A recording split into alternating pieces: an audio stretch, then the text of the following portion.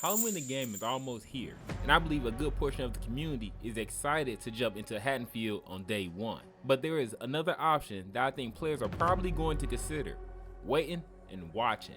Not because the game is guaranteed to be bad, but because with an asymmetrical multiplayer game, the first few weeks can tell us a lot about what we're actually getting. Halloween the game officially releases on September 8th, 2026, with digital deluxe players getting early access on September 4th. It's coming to PS5, Xbox Series X and S, and through Steam and Epic Game Store.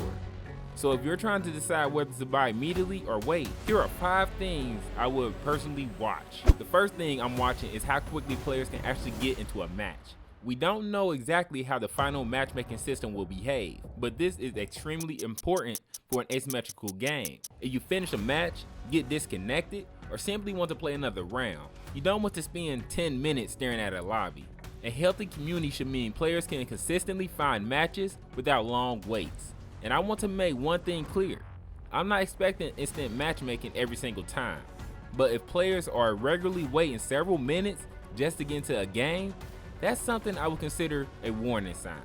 The second thing I'm looking for is continued content. Now, I don't expect the developers to release a massive expansion 30 days after launch. That's unrealistic to me. New characters, maps, cosmetics, balance changes, and other meaningful content take time. But personally, I would want to see something substantial happening within roughly the first 3 months. If we're getting into December and the conversation is still mostly about what might be coming next year, that's when I'll start asking questions. The first 3 months can be very telling because this is where developers can show whether Halloween is something they're planning to support long term, or simply a game they're launching and hoping it takes off. While you're still here, hit that subscribe button. I appreciate it. Number 3 is probably the easiest one. Read the reviews, but actually read them and pay attention to what is posted on social media. Don't just look at the overall percentage on Reddit of people who like the post, but pay attention to how many players are reporting serious performance problems. There's a big difference between someone saying I found a funny glitch and someone saying the game constantly crashes, matchmaking isn't working, or I'm getting disconnected from matches.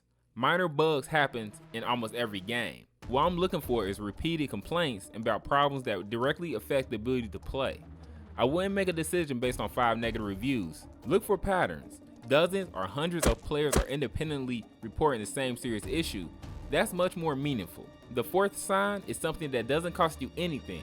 Watch what the developers are doing. Are Elphonic and Gun consistently communicating with the community on Twitter or Reddit? Are they addressing problems when players report them? Are they explaining what they're working on? Elphonic has already shown that it can remain active around its games, and the way the company communicates around titles like Killer Clowns from Outer Space is something I will continue watching here. I'm not saying constant social media posts automatically mean the game will succeed, but if the community is reporting serious problems and developers are consistently acknowledging and addressing them, that's a much better sign than silent. And here's the 5th one I would add: watch the player's population over time. This is especially important for Halloween because multiplayer is a major part of the experience. A game can have an amazing launch weekend because thousands of people are curious about it. The real test is what happens a month later, what happens 2 months later. Are people still playing? Are content creators still making videos? Are players still talking about strategies, characters, balances, and new updates? And most importantly, are you still able to find matches without sitting in a lobby forever? Steam will give us some useful visibility into PC activity, but remember, those numbers won't represent PlayStation and Xbox players. So don't treat Steam as the complete population. Think of it as one piece of the puzzle. So if you're trying to decide whether Halloween the game is worth buying after launch, I don't think you need to make that decision based entirely on hype. Watch the lobbies, the content schedule, the reviews, the developers, and the player population. None of these things by themselves can tell you where the game is going to succeed, but together they can paint a much clearer picture. Personally, I'm going to be paying especially close attention to what happens during those first 3 months, because that's when we'll start seeing whether the excitement surrounding Halloween can turn into a real sustainable community. And if you've already bought the game, these same signs can help you understand whether what you're experiencing is just normal launch turbulence or the beginning of a much bigger problem.